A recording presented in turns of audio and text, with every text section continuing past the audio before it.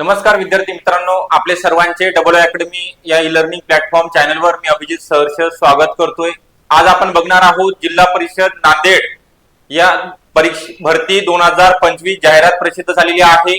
यामध्ये कोणकोणत्या पदाचा समावेश आहे, एकूण पदे किती आहेत, पात्रता काय असणार आहे, फॉर्म भरण्याचा दिनांक, अंतिम दिनांक किती असणार आहे, त्या संदर्भात संपूर्ण माहिती आपण बघणार आहोत। यामध्ये जीएनएम आणि स्टाफ नर्स संदर्भात पद आहेत, अजून पण पद आहेत जे पद भरली जाणार आहेत। सुरुवातीला तुम्हाला पूर्वकल्पना देतोय की सर्व पदे 15 वित्त आयोगा अंतर्गत राष्ट्रीय आरोग्य अभियानांतर्गत contract basis, purely contract basis करार पद्धतीने हे तुमची परीक्षा होणार नाही, डायरेक्टली रिक्रुटमेंट असणार आहे। तर त्याविषयी तुम्हाला कारण परत व्हिडिओ बनवल्यानंतर कमेंट येते तुम्ही व्हिडिओ बनवला तो कॉन्ट्रॅक्ट बेसिस आहे, मी सुरुवातीला तुम्हाला पूर्वकल्पना दिलेली आहे। त्याकरिता ज्या सरकारी जागा निघणार आहे सार्वजनिक आरोग्य विभागाच्या, त्यामधील एएनएम जेएनएम पदाकरिता अकॅडमीमध्ये बॅच तांत्रिक विषयासहित सुरू झालेली आहे, लाईव्ह प्लस रेकॉर्डेड स्वरूपामध्ये। यामध्ये तुम्हाला जुन्या प्रश्नपत्रिका विश्लेषण, त्यासोबतच सर्व विषयाचे recorded lecture, test series, e book notes, video download करण्याची सुविधा असणार आहे आणि जे लेक्चर आहे ते तुम्हाला अनलिमिटेड वेळा पाहता येणार आहेत। तर याकरिता आपल्याला 8010457760 या नंबरवरती कॉन्टॅक्ट करायचा आहे आणि तुम्हाला संपूर्ण इन्फॉर्मेशन व्हॉट्सअप तुमच्या केली जाणार आहे। जास्त वेळ न घेता जे अपडेट आलेला आहे, राष्ट्रीय आरोग्य अभियान नांदेड जिल्हा परिषद नांदेड अंतर्गत एकूण ज्या जागा आहेत 57 जागा आहेत।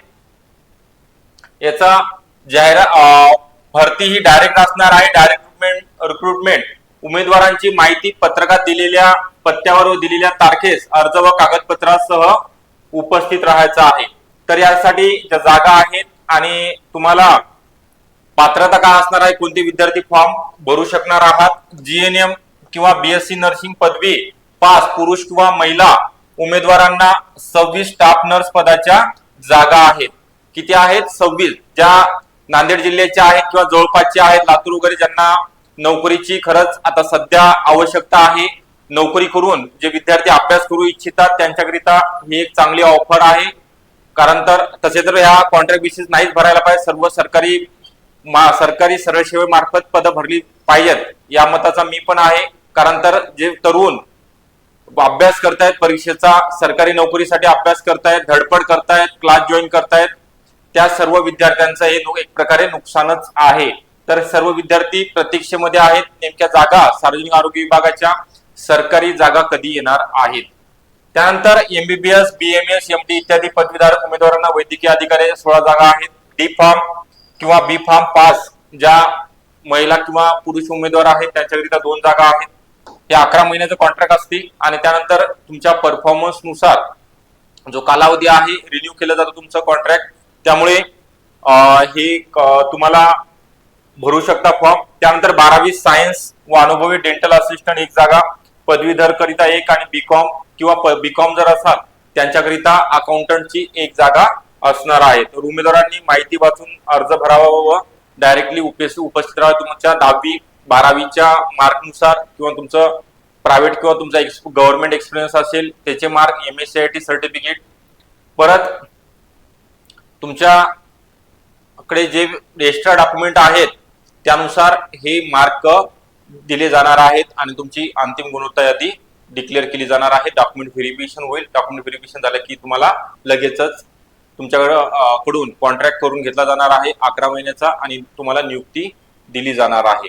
तर ही संपूर्ण माहिती जे कोर्स आहे जीएनएम जनरल नर्स मिडवाईफ किंवा बीएससी नर्सिंगची पदवी पास झालेल्या पुरुष आणि उमेदवारांकरिता एकूण 26 जागा आहे, 26 स्टाफ नर्स पदाच्या जागा आहेत। ओके, त्यानंतर ज्या तुम्हाला बोलत होतो 2070 पदाची जी सार्वजनिक आरोग्य विभागाची भरती आहे, या जागा मंजूर झालेल्या आहेत, फक्त आता जाहिरात येणे बाकी आहे। तर यामध्ये एमपीडब्ल्यू सर्व विषय तांत्रिक विषयासहित online batch live plus recorded स्वरूपामध्ये अवेलेबल आहे आणि ही एक शेवटचा चान्स सर्व विद्यार्थ्यांकरिता असणार आहे। कारण की 2026 पासून ग्रुप सी च्या जागा एमपीएससी मार्फत भरल्या जाणार आहेत, त्यामुळे तुम्हाला याच वर्षी चांगला अभ्यास करायचा आहे आणि कोणत्या तरी पदाकरिता तुमची सरकारी पदावरती निवड झाली पाहिजे, कारण एकच परीक्षा सरळ सेवामध्ये आणि अंतिम निवड यादी प्रसिद्ध होते.